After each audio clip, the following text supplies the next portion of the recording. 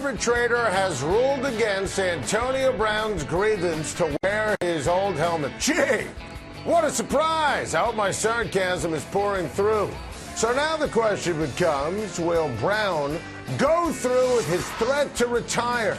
In a stunning development, he won't. Again, more sarcasm.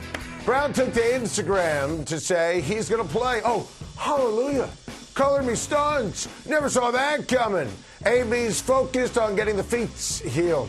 What a disaster for Jon Gruden and the Raiders. And no surprise the head coach voiced his support for AB. I mean, what other choice does he have? Listen, I can rip Antonio, but I'm not his coach. Jon Gruden is. I didn't trade for him. Gruden did.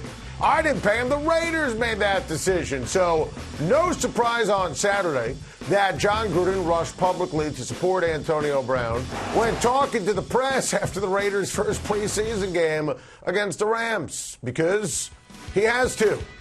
I mean, there's no other choice. He supported him on the helmet issue. He supported AB on the feet being frostbitten because of the cryotherapy, calling it an accident. Because it's Gruden's reputation. Gruden traded Khalil Mack almost 365 days ago in one of the worst trades in the history of sports. It was Gruden who shipped out Amari Cooper and then watched him shine in Dallas. There is no doubt that Antonio Brown on the field is sensational. He is unequivocally a Hall of Fame ball player. And the Raiders need him to be relevant and potentially dominant, and they have that ability on offense. I love the trade when they made it for Oakland. You figure, I don't know, after Brown quits on Pittsburgh in inexplicable fashion, after Juju Smith-Schuster was named the team MVP, that AB would be on his best behavior. He's incapable. I mean, just make the switch without the arbitration to the safer helmet. You know, it didn't take all the shenanigans for Tom Brady. He doesn't love it, as he told WEEI Radio today. But it's a new rule. The team gets fined if you don't make the switch, and you don't get paid. Antonio Brown built his reputation based upon amazing and hard work. He has burnt it into the grounds, begging out of Pittsburgh, turning down a trade to Buffalo, and now the nonsense in Oakland before he even plays a game. AB is a special ball player. He's everything to the Raiders. The Steelers enabled him. AB has never heard the word no. And now Jon Gruden has no choice but to baby Antonio Brown. What a disaster of epic proportions. All right, first question. What we got? Let's get into Antonio Brown. But I want you to get into it from a Derek Carr perspective. How does this impact his new quarterback? It's really interesting. You know, if you're a quarterback, you want a great receiver. There's no question about it. But when you have a great receiver and if things are not going his way, in other words, if Antonio Brown's not catching enough passes, it doesn't matter with them. With a lot of receivers, they win or lose. It's about the number of catches.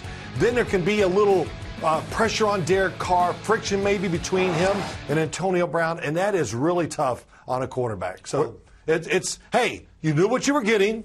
The Raiders do what? Oh, he's going to come to the Raiders and be a different guy? Oh, no. Now you actually, what you did, you empowered him more because you gave him a new contract. That's interesting. So he gets the money and he thinks he can do whatever he wants. Well, he did anyway, and he's pretty smart. And one day we'll talk about all that stuff too. But getting to the Raiders, but the fact that he got a new contract, you know, when you get that money, it's guaranteed. So that does give you some power. Brian, you played with AB for 2 years in Pittsburgh.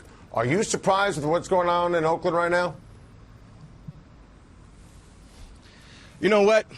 If you would have asked me this question maybe 5 years ago, I would say yes, I'm surprised. But asking me this question today, 2019, no, I'm not surprised. I mean, unfortunately for AB, unwanted distractions have been following him.